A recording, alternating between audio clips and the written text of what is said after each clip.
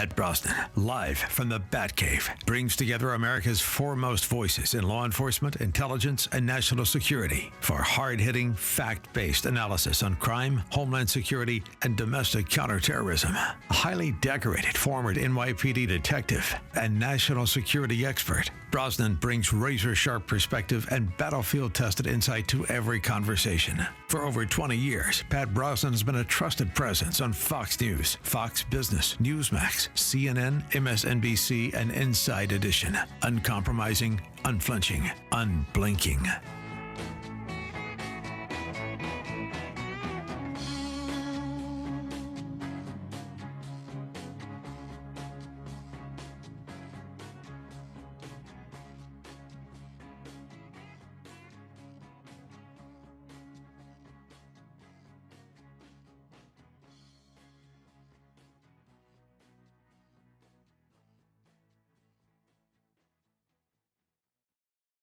Good morning, folks, and welcome back. Pat Brosnan, live from the Batcave, here today with a great friend and a very, very special guest. So good morning and bolt yourself in. Ladies and gentlemen, today you're about to hear from a man who didn't just work private investigations.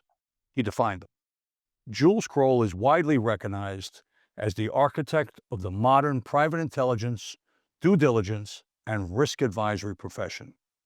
Long before those terms became global industries, he was already doing the work, quietly, relentlessly, and at a level no one else ever reached. He founded what became Kroll, transforming it into the gold standard trusted by governments, global financial institutions, Fortune 500 companies, and elite law firms when the stakes were existential.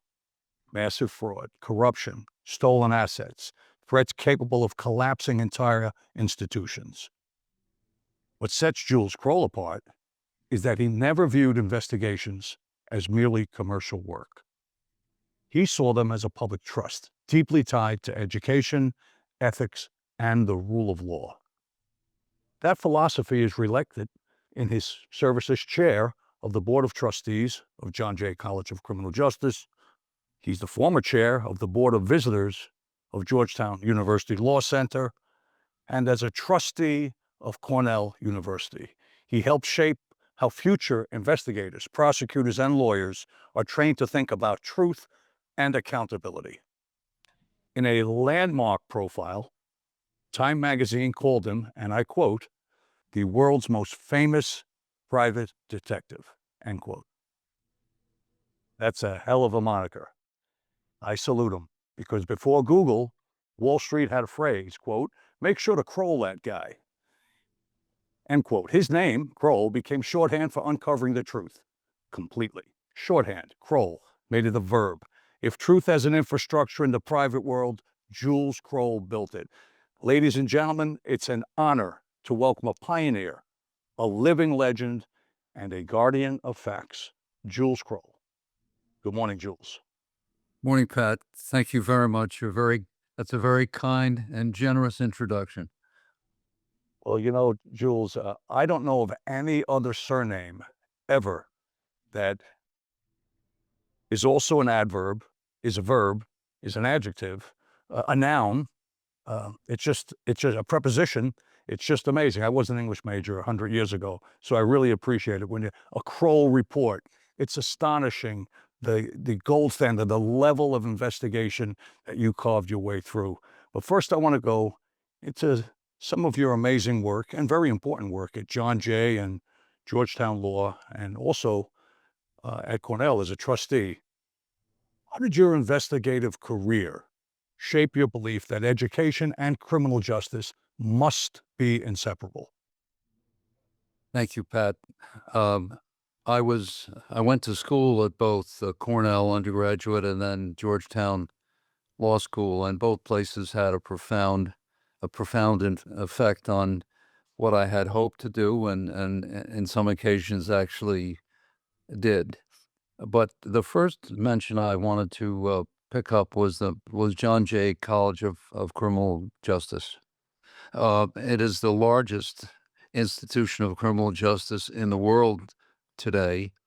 We have 15,000 students. It's a CUNY college, and we have we make a tremendous contribution to those who want to go into public service. It's not the only thing where our students go to, but we're very much a working class college. Many of our students are also uh, working simultaneously, and we've had all sorts of amazing rankings. And we've been able to bring a lot of different communities, a lot of different ethnic and racial groups to the world of criminal justice and law enforcement. It's something I'm very proud of, and I'm glad to see that as a CUNY college, we're making a contribution not just in New York, the New York area, but also around the country and now around the world. So it's something I really enjoy, and I've been the chair there now for almost 20 years, and it's been a very important opportunity to shape shape our youngsters for a world of today and tomorrow. I couldn't agree more. I did my graduate work there, and I got to say, it's a terrific school, amazing school, terrific professors. I mean, outstanding. 20 years, wow. So, at John Jay, Jules, what did you feel the future investigators and prosecutors needed most that wasn't being emphasized enough? Well, of course, it depends on the student, and it depends on the interests of the individual student or what they evolve to. Where I focused was trying to move as many of our students to include working in the private sector, the corporate sector, as well as working in the public sector. Of course, we have many members of the NYPD, the Bureau, Customs, Fire, you name it. You'll find John Jay students in every one of those places.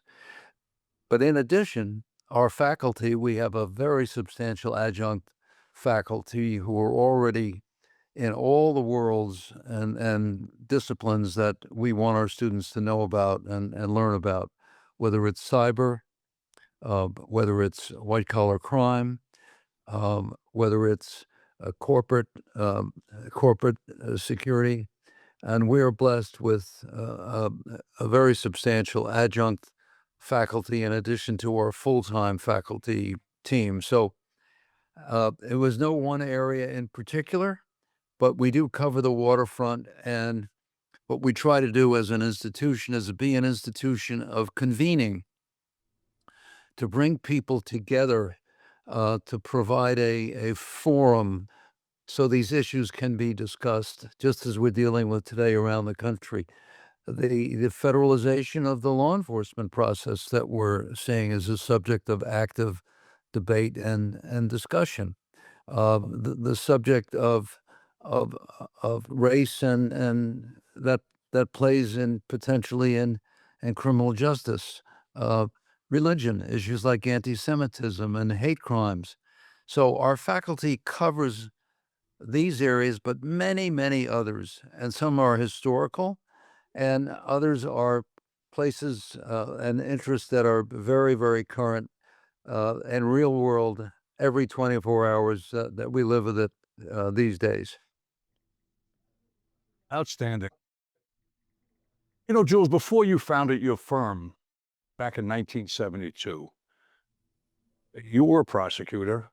Um, Private investigators were kind of the stuff of almost cartoons. You know, you had, the old film noir, private investigator, the film noir, I think NOIR, but that the PIs, the Sam Spades, and kind of skulking about, and a completely different animal. Uh, your investigators and your work product, which I studied closely when I was a private investigator and had a private investigative firm, was really a whole different level. It was extremely corporate, um, absent all of that. How did the experience, perhaps as a prosecutor, convince you that the private sector needed that type of investigator and those types of investigations? Well, it was less my experience as a prosecutor because I was always, unfortunately, I had a very short time at the Manhattan DA's office because I had to take a leave of absence early in my tenure because my dad got very sick. And the leave of absence was three months. It became 3 years. And what happened in my case was that we ended up in a situation where that industry was a very corrupt industry, and that seeing that corruption, commercial bribery, had more to do with the original concept of the business than my work as a prosecutor. Interesting. Very, very interested because it was such a severe departure from the matrimonial type investigations and the other surveillance driven investigations that were really kind of the standard operating procedure. I mean, one of your earliest breakthroughs was the tracing of hidden money, cross border, very, very highly sophisticated asset tracking. Um, we're going to go into a commercial break. And when we come back, I'd like to understand how that level of asset tracking became a cornerstone of your work. Ladies and gentlemen, stay tuned. We're going to up against a quick break. This is Pat Brosnan, live from the Batcave, and I'm here this morning with Jules Kroll. Stand by. We'll be right back. In today's world, risk doesn't announce itself. It hides in plain sight. That's where Brosnan Consulting Services comes in.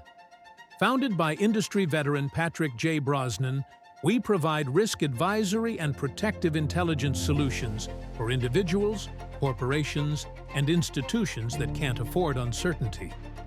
From due diligence and investigative consulting to strategic intelligence and protection planning, we help you see threats before they become problems. When experience matters and discretion is essential, trust Brosnan Consulting Services. Visit BrosnanInvestigative.com to learn more. Back, folks. Pat Brosnan, live from the Batcave. Back here this morning with Jules Kroll, and we're just discussing some of the amazing capabilities that his company, Kroll,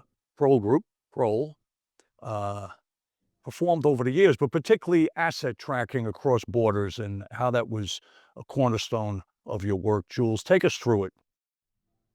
Uh, let me, as a lead up to that, Pat, if it's okay with you, mention something that was very formative, not only in terms of asset tracking, but other things that we ultimately got into. Uh, for the first 3 years of the business, uh, everything we did related to allegations and uncovering of commercial bribery, particularly in the purchasing function, because coming out of a little business, it was a very corrupt industry in those days, as were many others in major cities. So the asset tracking came a little bit later, and it began. The first asset tracking case we had began as a commercial bribery case in Mexico, and what we needed to do was to find out where the bribes had been coming from, and how they were getting to the individuals that we had expected that were involved in the bribing of people at an American company. And the perpetrators, interestingly enough, were not Mexicans.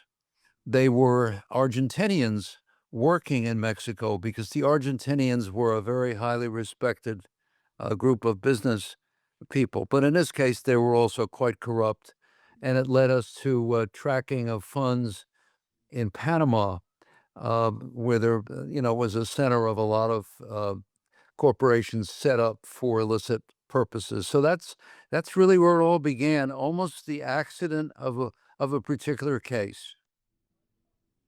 Interesting, commercial bribery.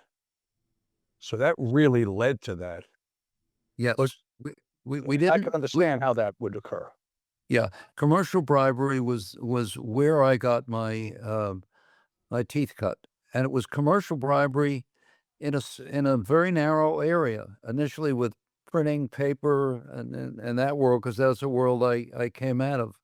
And then over time, um, what we saw was, unless you could track where the money came from or where the money went, you were really behind the eight ball.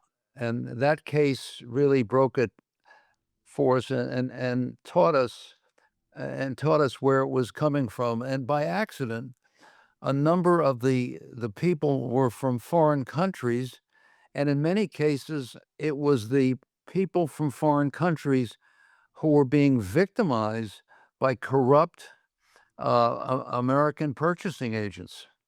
And in fact, my first big case was an international case where an American purchasing agent, in fact, a group of them, were telling Japanese suppliers that unless they paid them off, they're going to lose their business.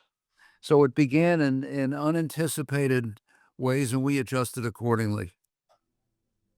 Yeah, well, that's the trick, right? You adapted and built a model around it, right? The business model around it, because that was not, you certainly didn't see that coming. I mean, I look at some of the sexy cases that you've been involved in, and it really is really fascinating. I mean, the uncovering of, say, the secret KGB bank accounts in Switzerland. How would a case like that and cases like that change the perception of what private investigators really could do out in the field? Yeah. Well, we were engaged in March of 1992. The Soviet regime at that point had collapsed.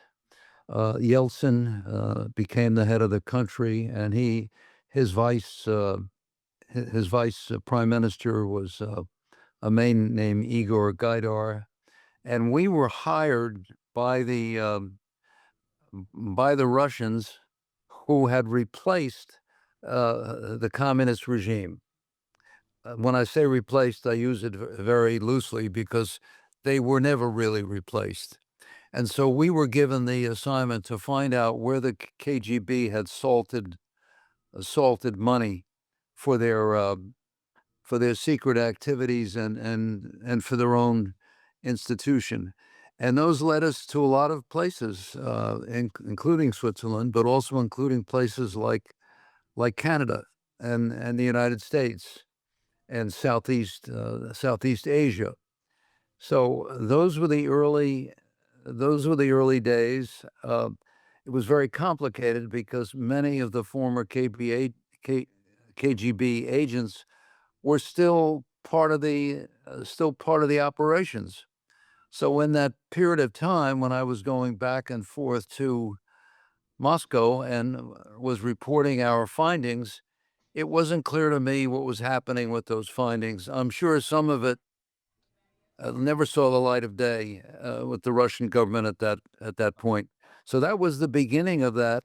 Of course, we were helped by sources, which is almost always the case, and we followed the breadcrumbs back to the money when we were successful. But quite often we weren't successful because they were very good at hiding what they did, because after all, it was being done by a clandestine service, not just by common criminals. Fascinating stuff. Give me and the listeners an idea of the size and the scope of your organization at this time in the early years. Well, the real growth didn't come until the 80s. Um, just to give you a sense, we started in 72, but the first year that we managed to get to $1 million of revenue, which took 8 years. Wow. 80% of that was on one case. It was a hostile takeover by a man who did hostile takeovers named Victor Posner. And the company he went after had licenses in pharmaceuticals and licenses in being distributions of wine and spirits. And so we were looking for issues that had to do with his character and his corporate conduct. And because he was offering stock and cash, how real his numbers were. And in this case, he had an entity called Sharon Steel, and it was a hostile takeover against Foremost McKesson. And that began in 1979. That case really was foundational. That really changed the business, and we came to the attention of a number of Wall Street firms and a number of major law firms. And that was a dramatic turn of events for us. We eventually did find a lot of things that he was doing which were improper, and in fact, he was indicted. Uh, so that was a revolutionary case for us. Changed the entire direction of the business. 2 minutes. Amazing. Amazing. What was your staff like at that time? Give me an idea, say, in those first 8 years with you getting to this case that was finally getting $1 million in revenue. Would you have 20 investigators, ex-FBI, CIA, a sense of the mix of characters? By the end of the 80s, now when we were in business for almost 20 years, remember we started in 72. Although we had 5 other offices other than New York, we ended up, my guess is we had under 100 people at that point. And were any of those 5 offices overseas, or were you strictly domestic? Yes, we had the one overseas office. Well, I shouldn't say that. By 1988, we had an office in London first, and in Hong Kong. We had a partner in Asia called Jardine Matheson. They were our Asian partners. And those were the 2 overseas offices. Wow. Wow. And close to 100 investigators Yes. dispatched into the field. I mean, you were really in very exotic locations and locales, and I think that alone is supremely differentiating when I think of my investigative business, which was purely domestic. I mean, I think we might have had 1 or 2 cases in Italy, and it's just so difficult to operate there. So absolutely astonishing, the trajectory, and I can understand how that first case was the linchpin. But we're coming up against the break, so let's put a pin in it. Folks, stand by. It's Pat Brosnan live from the Batcave. I'm here with Jules Kroll, and we'll be right back. Stay with us. All right, good morning, folks. Pat Brosnan live from the Batcave. Hold on. And go.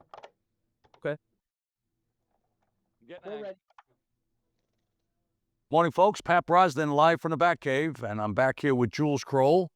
So good morning. Stay tuned. We're just going through the amazing story of his company's trajectory coming out of 1972 and into the 80s.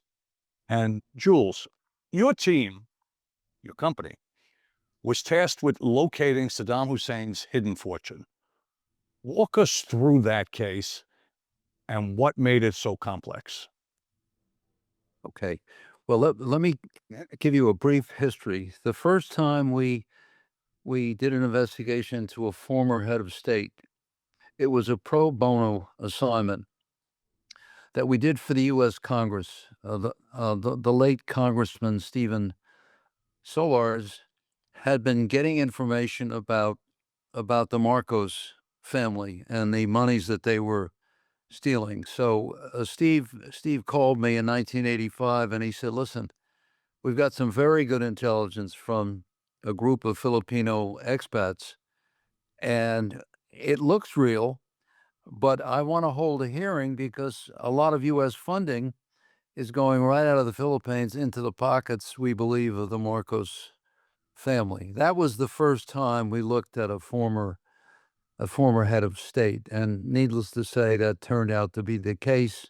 And we recovered the only money that was returned to the Philippines for probably 10 years. But most of the credit for that fact finding really went to the expats from the Philippines. We just checked it out to make sure it was real. But switching ahead now to 1990, the summer of 1990, August 2nd, Saddam Hussein invaded Kuwait and took over the country. And we were then hired within a few months from then by the Kuwaiti government in exile. And there was a working group with a bunch of U.S. and other allies where we did two things. We were looking for stolen assets, number one, and number two, we were also looking for war material that he was going to use against everyone. And so we were looking at those two things. And so we began with looking at where his assets might be. And we discovered some very interesting things very early on. And once again, it was the sources, because he had a terrible reputation. And so we began to discover that he had, for example, a stake in one of the largest defense companies in France. He acquired a lot of his war material. He had a consultant who had been done this kind of work for the Nazis in World War II, and he used their system of purchasing or procurement from acquiring weapons, including a massive cannon he was building that could shoot hundreds of miles. So it was a combination of two things: asset searching, first looking for assets, such as shareholdings of various things. And if I may tell a funny story, Pat, Absolutely. there was 60 Minutes after Kuwait was liberated in March of 91. 60 Minutes interviewed me in terms of some of the assets that Saddam owned, and they were massive. There were billions of dollars of assets that he had, and then like just common crooks, after he raided Kuwait, he did a whole series of other things, including stealing automobiles and taking taking equipment from hospitals, including incubators for babies, and it was pretty terrible stuff. And so on the 60 Minutes show, it was called Saddam's Billions. They actually interviewed his brother, who was the head of the at the time. His name was Barzan al-Takriri, and he was the head of the, if you can believe it, the human relations section of the UN, and it was based. I can't remember. I think it was either in Geneva or in Italy.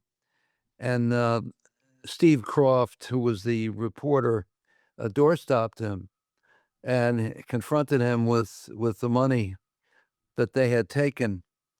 And Barzan said to him, Mr. Kroll is making all this up, and anything he finds, he said, we'll give him 10%.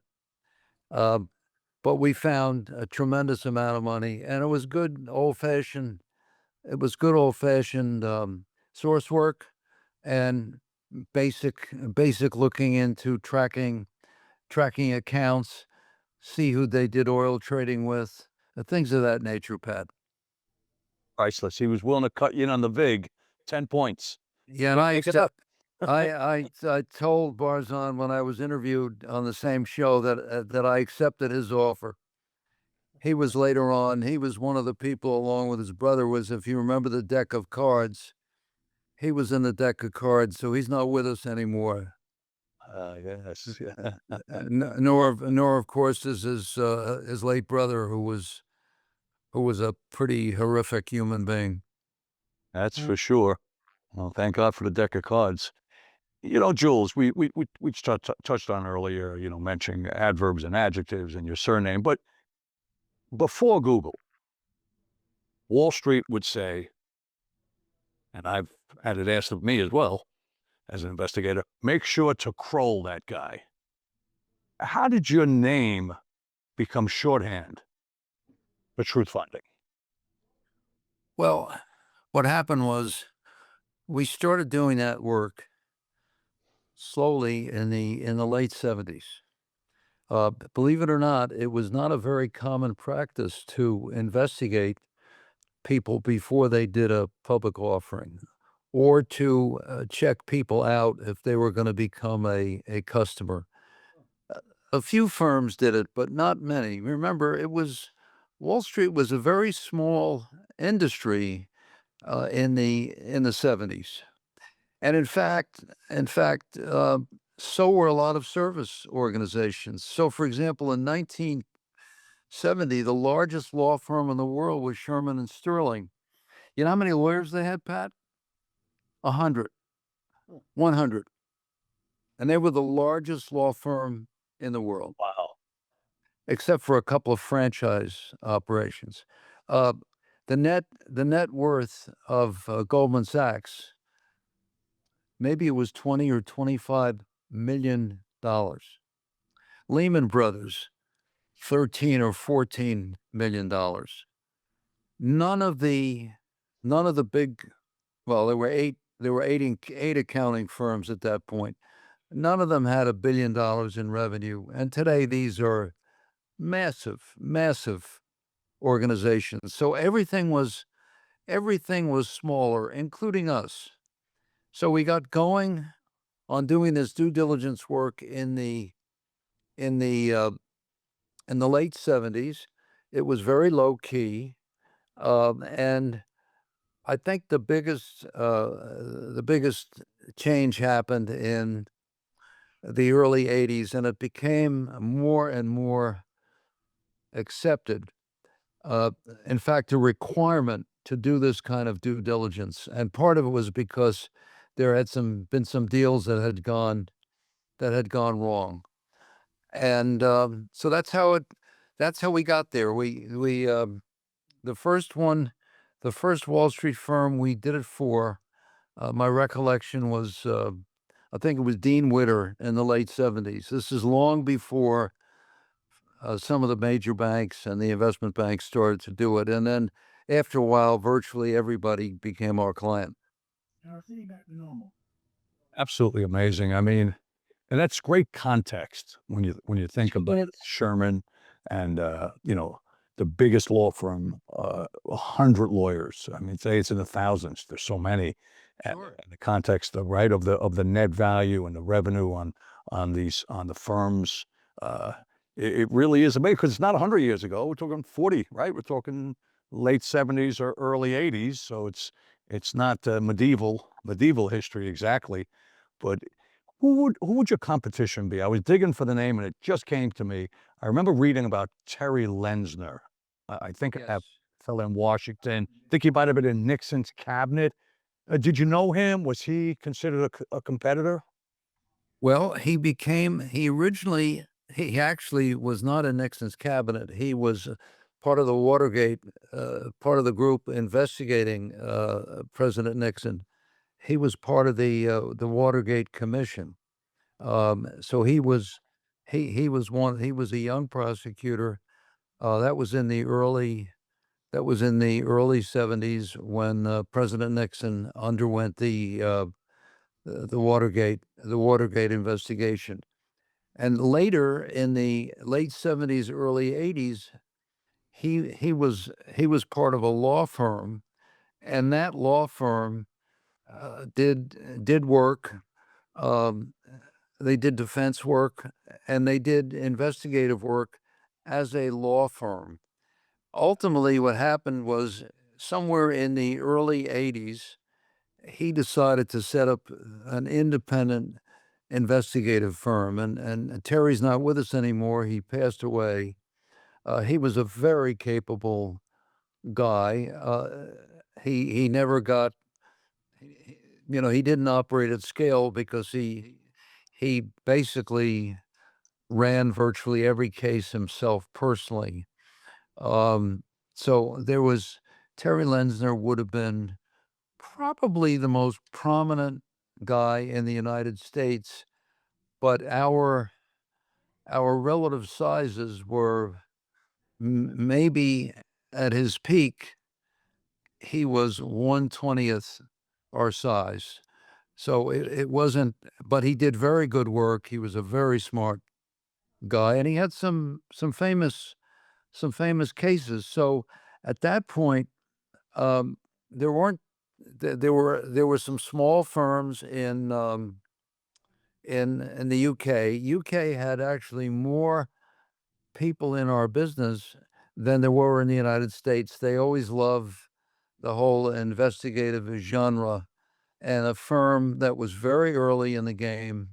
In fact, I tried to do a merger with them, was called Control Risks.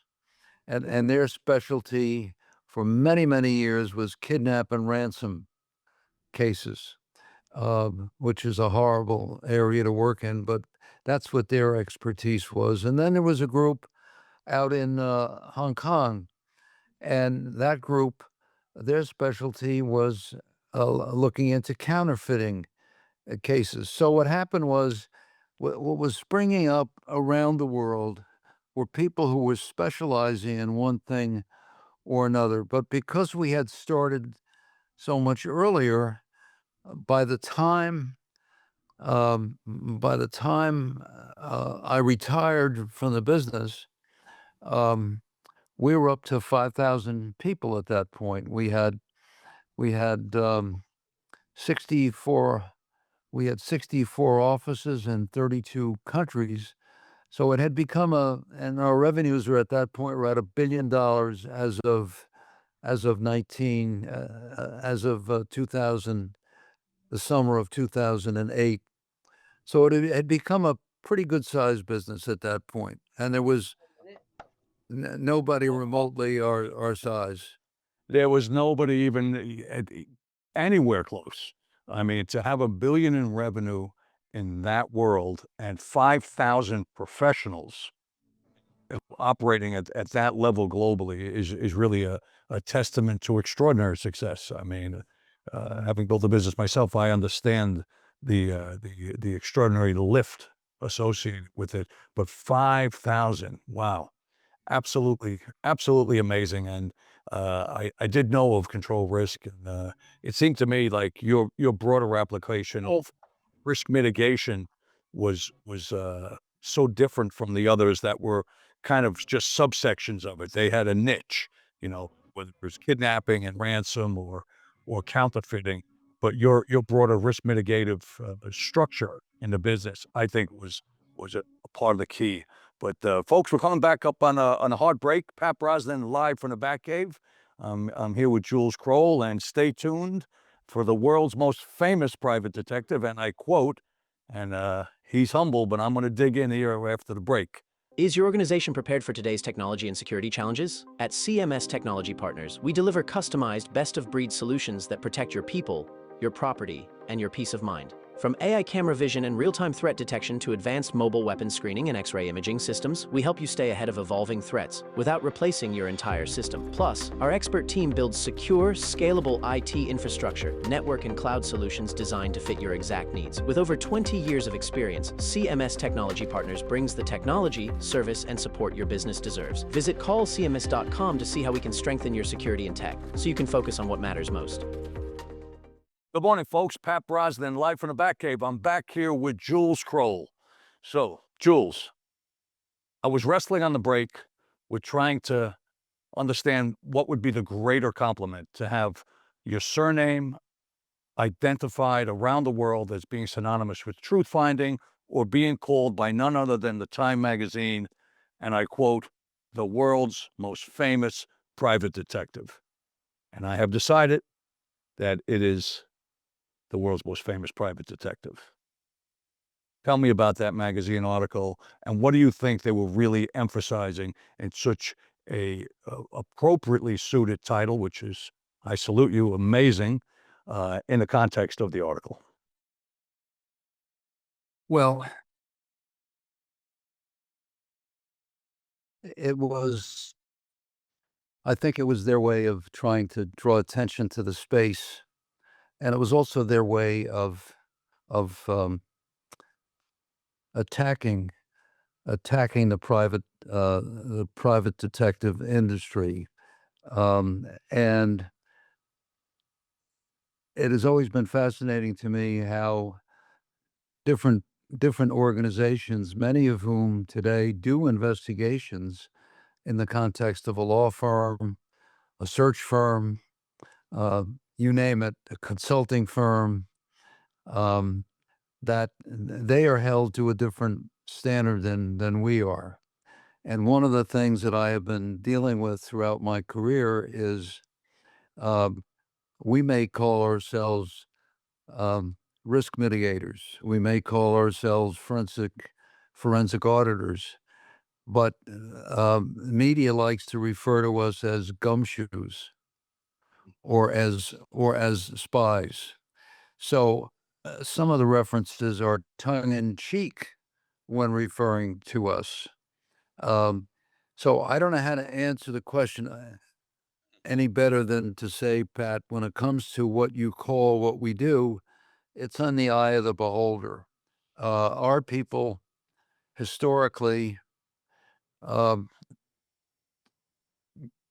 are held to just as high a standard as any other professional. Lawyers, accountants, search people, uh, uh, business consultants. That's the thing I'm most proud of. Um, and they do it because they're seeing the way other people in our organization do it, and they understand that's the standard to which we hold them. And even though today our sequel to Kroll, of course, is K2 Integrity. So we sold Kroll a long time ago, and in fact, K2 Integrity and other companies that we have set up have only been in business since 2010. Of course, it's more than 15 years now, but we sold the original company and we left it in 2008. And now, of course, there are a number of people that do versions of what we do. We, in fact, compete against my old company.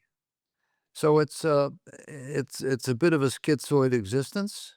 Um, No doubt. I wish, as you know, Pat, we know enough about what we've done, just what you created, the extraordinary Brosnan risk mitigation firm. When you have an eponymous name, as you have, or as I have, it brings with it a lot of good feelings, but it also brings with it certain risks that you deal with when it's personified by we're looking at each other. We're talking about two people who named their businesses under their own name, which is the way the world used to work. And so, whenever you do that, you take a certain risk. But I think the references to us, um, of course, today it's K2 Integrity and the other businesses that we subsequently set up are always identified at this point with the family. And my son, my oldest son, Jeremy, of course, runs the business, and I serve as chair, and he's vice chair. So it's become an industry now where there are hundreds and hundreds and hundreds of players, many of whom are quite good, and many of whom used to work for me back in the day. Sure. There's not a month that goes by that I don't hear from somebody that was with us somewhere along the journey, and it makes me feel, and they're all over the world. It makes me feel good that their families have made a living out of this, and hopefully they're going about it in a way that they did when we were working together. 1 minute.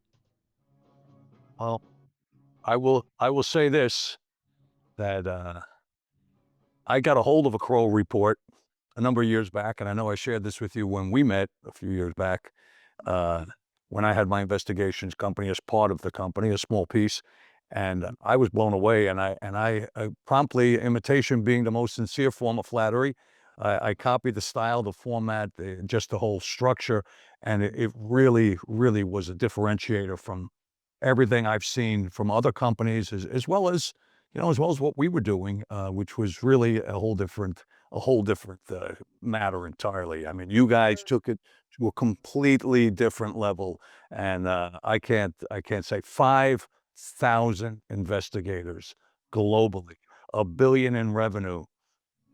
Jules, an amazing story, and the sequel, K2 Integrity, is off to the races, doing great stuff globally, and your son Jeremy, an amazing leader, and I'm sure there'll be other companies that were set up that'll be doing just as well, because that's your DNA, my friend. You're really good at it, and it's an absolute pleasure having you this morning and sharing these details with the listeners. Thank you. Well, it's an honor for me to be on with a fellow entrepreneur, somebody who's got an investigative heart and brain the way you do.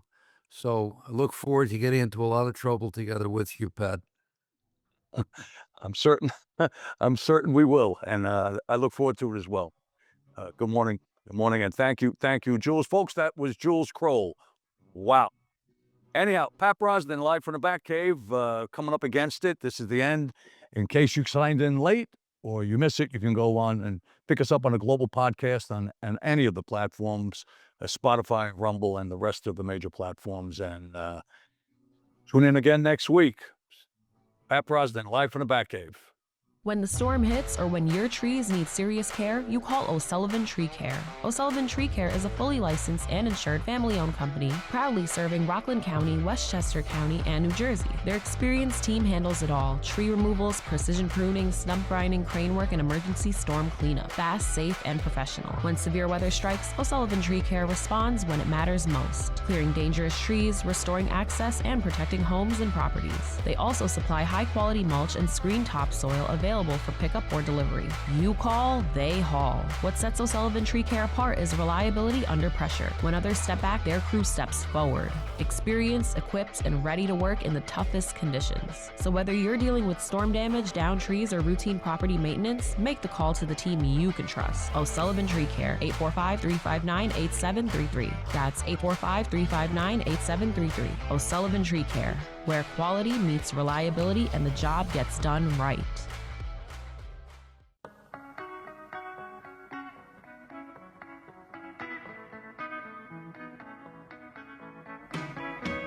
Pat Brosnan, live from the Batcave, brings together America's foremost voices in law enforcement, intelligence, and national security for hard-hitting, fact-based analysis on crime, homeland security, and domestic counterterrorism. A highly decorated former NYPD detective and national security expert, Brosnan brings razor-sharp perspective and battlefield-tested insight to every conversation. For over 20 years, Pat Brosnan has been a trusted presence on Fox News, Fox Business, Newsmax, CNN, MSNBC, and Inside Edition. Uncompromising, unflinching, unblinking.